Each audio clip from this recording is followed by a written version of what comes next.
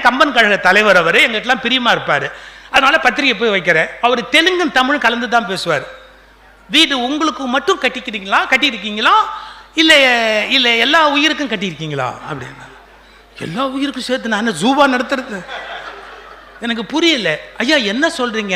இல்லை இல்லை நீங்களும் பிள்ளைங்களும் இருக்கிறதுக்கு மட்டும்தான் வீடு கட்டியிருக்கீங்களா இல்லை எல்லா உயிரும் இருக்கிறதுக்கு வீடு கட்டியிருக்கீங்களா? பெருச்சாளி வலை உட்படவா கட்டுவாங்க? எனக்கு புரியலன்னு. அவர் என்ன கேட்டார் தெரியுமா? மரங்கரம் வச்சிருக்கியான்னு கேட்கறாரு. மரங்கரம் வச்சிருக்கியான்னு கேட்கறாரு. ஏன்? அது வந்து 2 கிளி உட்காரும், 2 மைனா வந்து உட்காரும் இல்லையா, 2 பறவை வந்து உட்காரும். எனக்கு அப்படியே அசந்து போயிட்டேன். அடே உண்மைதான். நான் இப்பவும் எங்க வீட்டில் சப்போட்டா மரம் வச்சிருக்கிறேன். நமக்கு சப்போட்டா யாரும் இல்லாட்டாலும் சப்போட்டா இருக்கலாம்ல, ஒன்றும் தப்பு இல்லைல்ல. சப்போட்டா மரம் வச்சிருக்கிறேன். ஒரு காய் நான் தின்னதில்லை. சப்போட்டா பழம் ஒரு பழம் நான் தின்னதில்லை. காலையில் எந்திரிச்சு வந்து பால்கனியில் நின்று அப்படி நின்று வேடிக்கை பார்ப்பேன். அப்படியே சும்மா ஒரு 50-60 பறவை வந்து அதை கடிச்சு திங்கும் பாருங்க, ஒன்னோட ஒன்று அணில் அது இது.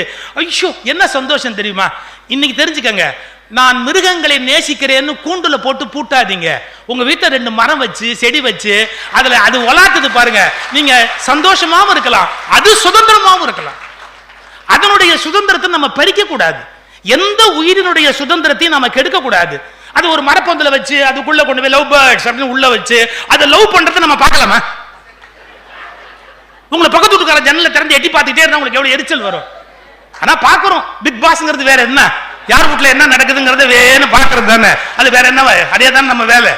மன்னிச்சுக்கங்க, ஒரு மிருகத்தை நம்ம வளர்க்கிறோம்னா அதனுடைய உயிருக்கு மகிழ்ச்சி கொடுக்கணும் இல்லையா? இப்போ